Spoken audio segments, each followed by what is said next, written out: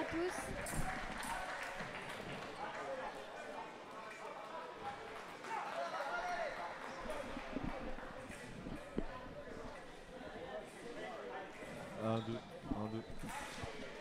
Bonjour à tous, bienvenue à Aix-en-Provence. On est au Challenge Licciardi pour cette épreuve de Coupe du Monde de fleuret masculin junior. Le tableau de 16 avec sur la piste 9, la piste podium, le match qui oppose Raphaël Savin à Kirill Borodachev. Oui, alors donc Célia Mollard au commentaire, je suis accompagnée de Brian Bécu. Bien joué. Bonjour. Bonjour à tous. Voilà, donc Brian, tu as participé à cette compétition aujourd'hui. Oui, tout à fait. Je m'incline contre Velouti en tableau de 32, 15 à 12. Bon, c'est une bonne compète quand même, tableau de 32. Tu es plutôt content de ton résultat? C'est un gros tireur, mais bon, il faut savoir sortir des gros matchs au bon moment. Et là, j'ai pas su le faire. Donc, prochaine fois. Oui, tu as encore pas mal d'années devant toi. Ça va. Donc là, on est sur la piste 9. C'est quand même un gros match. Oui, on a Raphaël Savin qui, à la dernière Coupe du Monde, monte sur le podium et qui finit 3ème. Et Kirill Borodachev, je pense que tout le monde le connaît un peu. Il a un très gros palmarès. Oui, voilà, Kirill Borodachev, c'est vraiment le tireur junior vraiment connu et qui est toujours au top mondial. Ouais, bien sûr. Il sort en senior avec la fédération russe. Il sort en senior. En junior, il s'impose régulièrement sur les étapes. Donc c'est vraiment une référence en junior. Donc les deux se connaissent très bien, hein. Il y a une sorte de petite rivalité entre les deux parce qu'ils ont le même âge. Tout à fait. Ils se retrouvent sur les mêmes compétitions.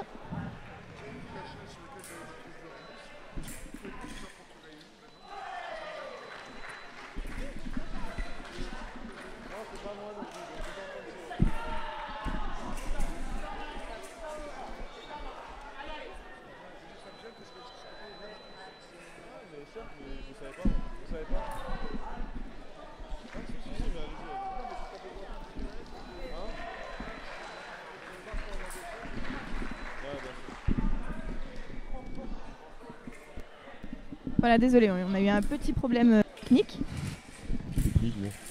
Bon, pour l'instant, il y a 3 partout. Les 2 tireurs se rendent coup pour coup, donc on va voir ce que ça va donner sur le match. Donc il n'y aura pas vraiment un round d'observation entre les deux. Ils se connaissent tellement bien, je pense qu'ils connaissent les points forts et les points faibles de chacun. C'est ça. Après, ce sont 2 tireurs très complets, donc pour trouver des points faibles, c'est compliqué. C'est ça. À ce niveau-là, les deux s'équivaut et c'est un peu un match contre soi-même. C'est à qui réussira à être le meilleur, à imposer son jeu. Exactement. Je trouve que c'est quand même étrange de retrouver ce match en tableau de 16. Oui. Ça pourrait être une finale. Ah oui, bien sûr. Ça pourrait être une finale. Même sur les futurs championnats d'Europe ou du monde, ça pourrait être très bien. Un match qui se retrouverait dans les derniers carrés. Donc ma foi, c'est l'escrime, hein. Parfois ça se passe comme ça et voilà, faut faire avec. Exactement, c'est le jeu des poules, c'est le jeu justement, il faut être fort dès les matchs de poules pour éviter les gros matchs rapidement. Tout à fait. Puis je crois que ce matin, Raphaël fait 4 victoires de défaite, donc Kirill fait le plein. Donc voilà, ça arrive, hein. Donc faut toujours être au top et pour pouvoir éviter ce genre de problème, on va dire entre guillemets. Donc voilà. Donc on va voir si Raphaël va réussir à passer au-delà de ce petit problème de ce matin. Alors la remise est non valable.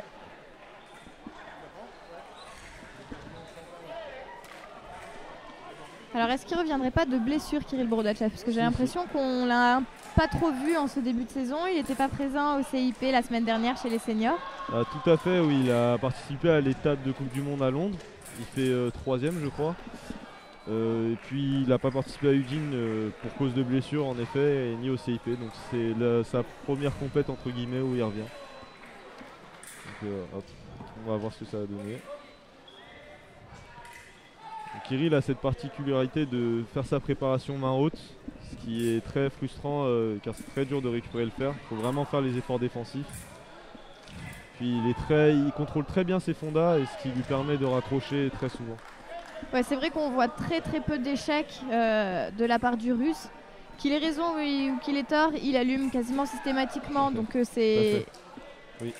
c'est assez impressionnant, je trouve, tout ce qu'il arrive à raccrocher. Très techniquement parlant, c'est déjà très mature comme escrime. Puis Raphaël aussi, c'est très mature, peu de déchets quand il va en attaque. Il sanctionne très souvent dès que l'adversaire fait une marche de trop ou une prep de trop, il sanctionne. Donc c'est 2 escrimes déjà assez matures pour leur âge, donc ça s'équivaut comme on disait tout à l'heure. Mais c'est vrai, le fait que Borodachev sorte sur l'équipe de Russie et qu'il ait tiré quasiment toute la saison passée, il était dans les 4 de l'équipe, il a pu emmagasiner beaucoup d'expérience. Tout à fait. Ouais. Mais après, oui, voilà, il y a un monde entre les juniors et les seniors. On en parlait la semaine dernière avec les commentaires du CIP et c'est clair. Faut arriver à sauter le pas. Hein. C'est vraiment plus la même catégorie. Oui. Et ce qui est très fort, c'est que ces deux, surtout Kirill, il ne performe pas sur une Coupe du Monde sur 3, il est toujours là, très régulier.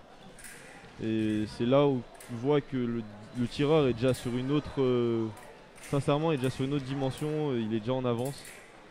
Très régulier, très juste sur ses gestes techniques, sur ses ripostes. Mais là, on voit de magnifiques enchaînements. Les deux nous sont en train de faire de superbes échanges. Mais alors là, cette parade riposte était superbe. Très fort. Sur ce genre de match-là, tu ne peux pas t'en vouloir à toi. C'est vraiment celui qui va être le meilleur. C'est un match contre toi-même. Tu peux pas te reprocher des choses. Les deux sont très forts. C'est à l'enchaînement et c'est celui qui sera plus fort que l'autre, encore plus fort. Mais en effet, les deux, c'est très fort. Donc là, on voit que Kirill mène 8-4 au bout de la première pause. Donc on va voir si Raphaël va réussir à revenir dans le match. Donc là, Marcel, non, justement, Raphaël est coaché par Amir Chabakessaz et Marcel Marciou. C'est ça. Il s'entraîne quotidiennement, Raph, au Pôle France de Châtenay-Malabry. Châtenay-Malabry, oui, tout à fait. Donc Amir le connaît très très bien. Oui, ils se connaissent très bien. Puis l'année passée, Marcel travaillait avec nous au Pôle France aussi. Donc les deux entraîneurs connaissent très bien Raphaël.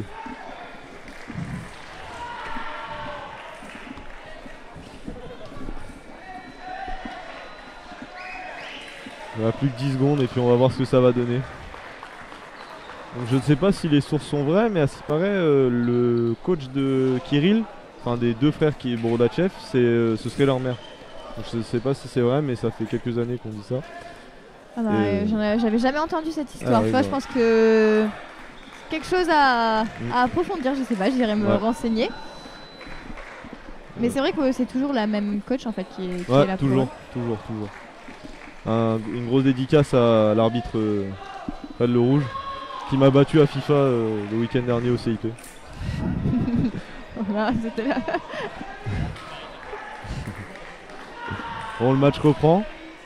8-4 pour Borodachev. On va voir ce que ça donne. Alors Raph était plus sur le côté sur la partie défensive. C'est ça. Sur ce premier tiers-temps, on va voir là si on voit direct qu'il est quand même beaucoup plus dans la partie de Kirill Borodachev sur sa partie de piste. Je pense qu'il a décidé d'être plus offensif. Oui, il se doit de varier parce que sur la première pause, la défense ça n'a pas vraiment marché. On voit qu'il a perdu sur le premier tiers-temps, il perd 8-4. Donc on va voir ce que ça donne à l'offensif.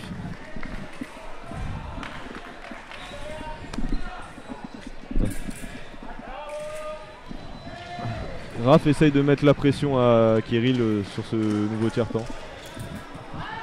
Et l'attaque de Raphaël Savin touche. Donc on voit que au niveau de l'attaque, pour l'instant ça lui est bénéfique. Il a mis 2 touches. Donc on va voir si ça continue comme ça.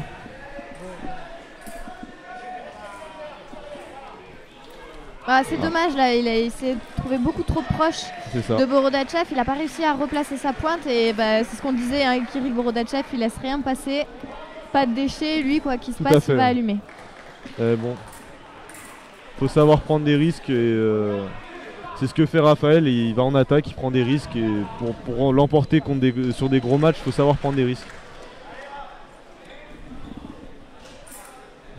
Bon, on parlait de l'expérience de Kirill Borodachev, mais Raph, depuis quelques mois, c'est vraiment Il gagne des circuits nationaux en senior alors qu'il est que junior. Deuxième année, oui.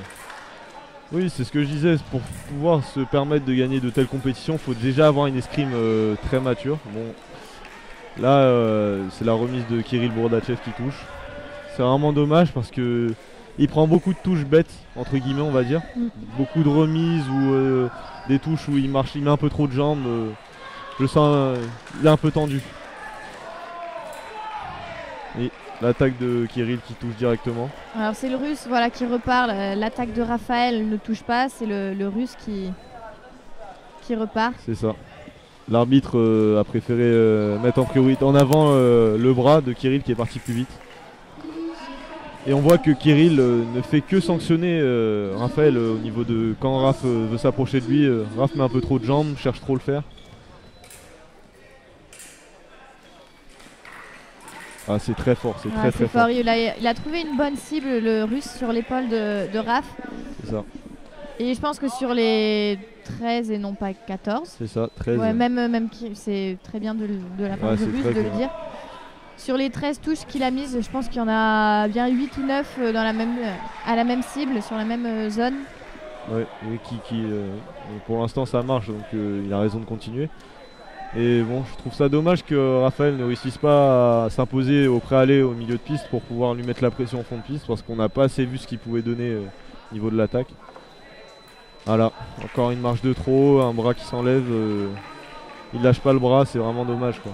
Ouais, il est dans la retenue, je trouve, dans ses actions, Raph, alors qu'il a tellement de potentiel, il peut montrer tellement plus que ça. Vraiment, allez voilà, l'attaque directe du russe qui touche, score de 15-6, victoire de Kirill Bourdachev, c'est très dommage parce que Raphaël a un blocage mental.